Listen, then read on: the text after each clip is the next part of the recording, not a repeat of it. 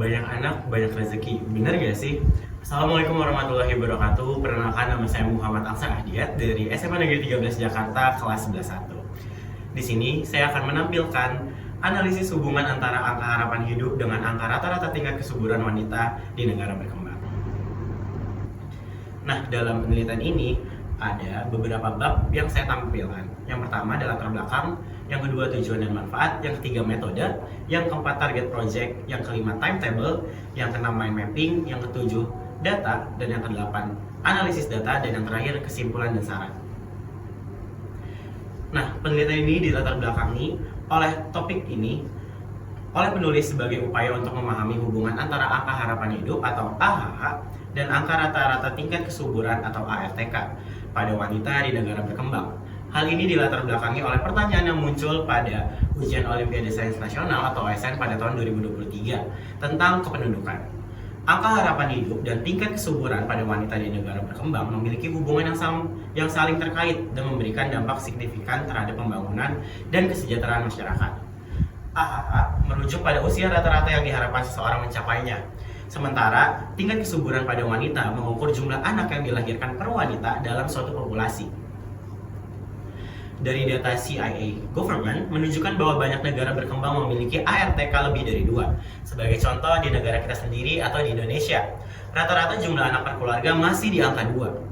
Hal ini sering dikaitkan dengan kepercayaan populer, banyak anak banyak rezeki. Namun demikian, sangat dipengaruhi oleh faktor ekonomi dan pendidikan di suatu negara, di mana banyak negara berkembang masih menghadapi tantangan dalam penyediaan pendidikan yang memadai bagi penduduknya. Penelitian bertujuan untuk menginvestigasi apakah terdapat korelasi yang signifikan antara angka harapan hidup sebagai indikator umum kesehatan dan kualitas hidup dengan angka rata-rata tingkat kesuburan pada populasi wanita di negara berkembang. Melalui penelitian ini, diharapkan dapat ditemukan hubungan yang substansial antara kedua faktor tersebut yang dapat memberikan wawasan berharga bagi pengembangan kebijakan kesehatan dan perencanaan keluarga di negara-negara tersebut. Dan yang ketiga, penelitian ini sebagai penuntasan tugas matematika bab analisis regresi serta pemenuhan penilaian harian. Tentunya ada tujuan dan manfaat. Yang pertama, mengeksplorasi hubungan yang ada antara angka harapan hidup dan tingkat kesuburan wanita di negara berkembang. Yang kedua, penelitian ini juga bertujuan untuk menyediakan informasi, komunikasi, dan edukasi atau yang kita kenal sebagai KIA yang efektif dan kesehatan reproduksi dengan tujuan akhir meningkatkan angka harapan hidup di seluruh dunia. Hasil penelitian yang dihasilkan diharapkan dapat menjadi kontribusi penting dalam literatur akademik dan ilmiah, menyediakan dasar pengetahuan yang kokoh untuk pembelajaran dan pengembangan kebijakan di bidang kesehatan masyarakat dan perencanaan keluarga. Selanjutnya metode pertama, saya melakukan pengumpulan data berdasarkan internet searching. Metode ini melibatkan sumber data dari online, basis data melalui online, dan situs website yang terpercaya dan tentunya bersifat valid.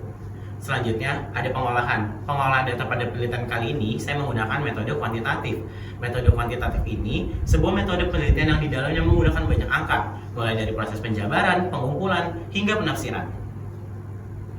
Pada target project ini, menurut sensus.bps.co.id, objek penelitian ini meneliti wanita dengan rentang usia 15-49 tahun, di mana usia ini merupakan usia produktif serta usia pada subur di negara berkembang. Selanjutnya ada timetable penelitian. Nah, pada tanggal 15 bulan April lalu, saya melakukan internet searching untuk mencari data penelitian. Selanjutnya di hari berikutnya, di tanggal 16, saya sudah mendapatkan data, lalu saya mengolah data dalam bentuk tabel sesuai dengan kebutuhan penelitian. Selanjutnya, mulai mengerjakan laporan penelitian yang sudah ditentukan. Pada tanggal 20, saya sudah menyelesaikan laporan penelitian dan mengunggahnya melalui Google Form. Ternyata pada tanggal 14, ada evaluasi dan revisi yang perlu saya lakukan. Nah, pada tanggal 15 menyusun hasil revisi dan evaluasi, dan hari ini saya mempresentasikannya kepada Anda semua. Selanjutnya ada mind map dan apa yang menjadi tolak ukur dan menjadi fondasi pikiran untuk penelitian ini dilakukan. Yang tentunya kita menganalisis hubungan antara angka harapan hidup dengan angka rata-rata tingkat kesuburan wanita di negara berkembang. Siapa subjeknya? Yaitu wanita berumur 15-49 tahun di negara berkembang. Kapan dan di mana? Penelitian yang sudah ada itu dilakukan oleh 30 negara berkembang pada tahun 2024. Jadi sumber penelitian ini masih baru. Nah, bagaimana? Dengan metode internet searching, peneliti dapat menemukan data yang dibutuhkan. Peneliti mengolah data menjadi diagram pencar. Selanjutnya, sumber penelitian yang pertama itu ada CIA Government, The World Facebook atau Field Total Fatality Rate Country Comparison. Yang kedua juga dari CIA Government, The World Facebook Field Life Expectancy at Per Country. Website ini merupakan website terpercaya dari Amerika yang dimana sering digunakan untuk kebutuhan penelitian. Selanjutnya pengumpulan data bisa dilihat di sini ada website dari CIA Government. Yang pertama ini kemungkinan hidup saat lahir atau angka harapan hidup, dan yang di sebelah kanan saya ini ada tingkat kesuburan total. Nah, selanjutnya saya ada pengolahan data, di mana ketika kita sudah menemukan datanya, kita harus bisa mengolah. Nah, kita harus bisa menentukan bagaimana yang menjadi akan variabel independen atau variabel dependen. Nah, variabel independen saya di sini atau X, angka harapan hidup, dan variabel dependennya itu di huruf Y, angka total rata-rata kesuburan wanita. Selanjutnya saya mencari X dikali Y, X kuadrat, dan Y kuadrat untuk kepentingan metode kuantitatif berikutnya.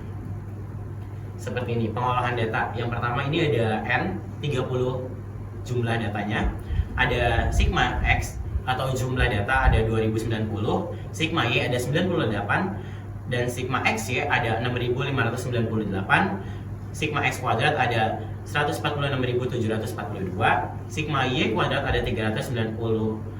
Selanjutnya ada X bar. Bagaimana cara mencari X bar? X bar kita cari menggunakan rumus sigma X per banyaknya data. Jadi kita masukkan 2090 per 30 sama dengan kita peroleh angka 69,67. Selanjutnya bagaimana cara mencari Y bar? Menggunakan sigma Y dibagi banyaknya data. Di sini ada 98 sigma Y dan ada 30 data. Kita mendapatkan hasil 3,27.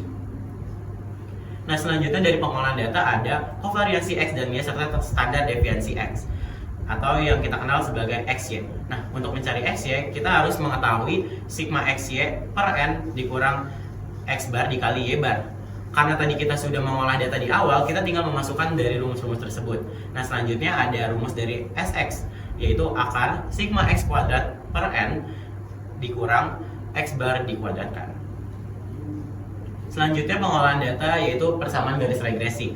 Nah, persamaan garis regresi atau yang kita kenal Y topi itu membutuhkan rumus Y topi dikurangi Y bar sama dengan SXY per SX kuadrat di dalam buka kurung X dikurang X bar tutup kurung.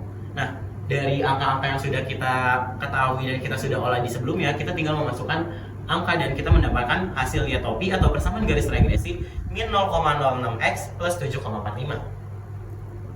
Nah, selanjutnya ketika kita sudah mengetahui semuanya, kita harus membuat yang namanya diagram pencar. Diagram pencar ini kita bisa membaca seberapa kuat antara tingkat variabel independen dengan variabel dependen.